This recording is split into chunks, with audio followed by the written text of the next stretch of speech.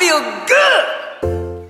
Voilà, donc je me trouve actuellement au cœur du village de Cabrousse, le quartier de Nialou, chez mon ami Matar, le chef du village, qui m'accueille aujourd'hui pour nous partager son expérience de leadership, son expérience de chef de village, de communauté.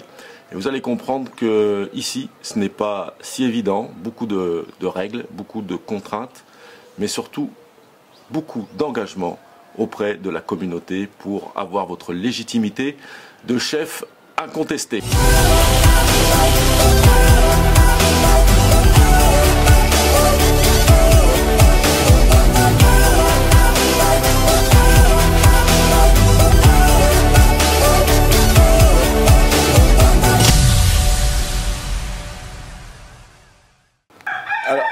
Alors nous nous trouvons actuellement donc au village de Cabrousse et dans le quartier de Nialou, et je suis accompagné donc de mon ami le chef Matar, donc qui aussi prend la responsabilité de mon initiation ici dans la culture diola.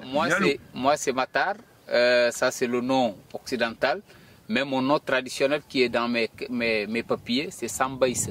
Je suis le troisième Sambaïse depuis les générations. D'accord. Voilà, il y a mon arrière-grand-père qui s'appelait Sambaïse, après mon oncle qui s'appelait Sambaïse, et aujourd'hui c'est moi Sambaïse. Sambaïse, voilà. Merci. Merci Matar. Okay.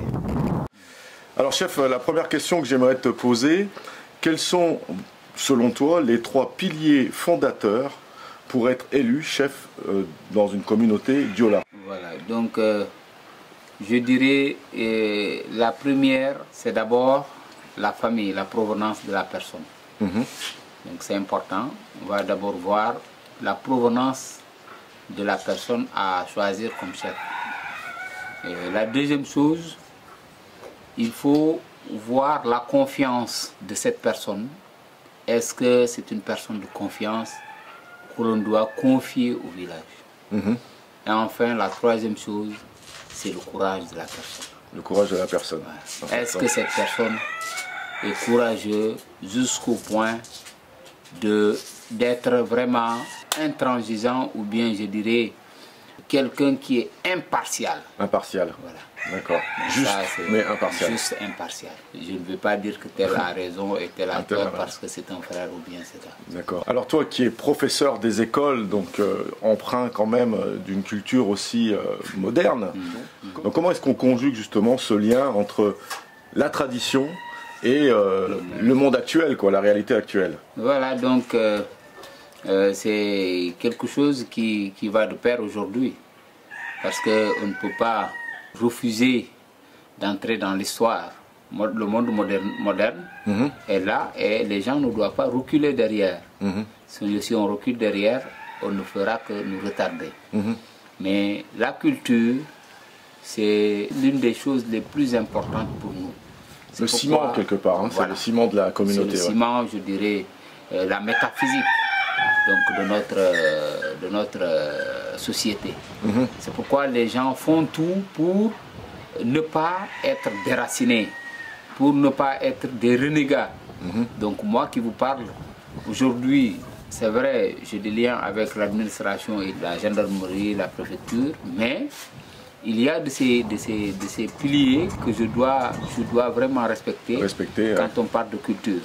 Donc il y a de ces problèmes culturels, de ces problèmes donc, sociaux que je ne peux pas présenter à l'autorité administrative. Ce sont des problèmes qui se règlent donc en société, au village, et ça reste donc des problèmes villageois. Liés au village. Donc là, c'est là où se trouve la différence. Et même si on doit faire donc des reportages en tant que chef, il y a des limites, par exemple. Il y a de ces choses que l'autorité administrative ne saura pas. Donc, parce que c'est déjà quelque chose qui est culturel. Qui est interne culturellement au village. Alors toi qui es chef, donc quelque part leader de cette communauté et responsable, quelles sont selon toi les 3 qualités pour œuvrer en tant que chef au sein d'une communauté diola? Ou toute autre communauté finalement, parce que être chef, on a l'âme d'un chef ou on ne l'a pas, enfin pour ma part. Ouais, donc là, le chef doit être une personne d'abord humble et une personne exemplaire, comme je vous l'avais dit tantôt. Exemplaire, quand je dis exemplaire, il y a certaines choses que le chef doit éviter de faire.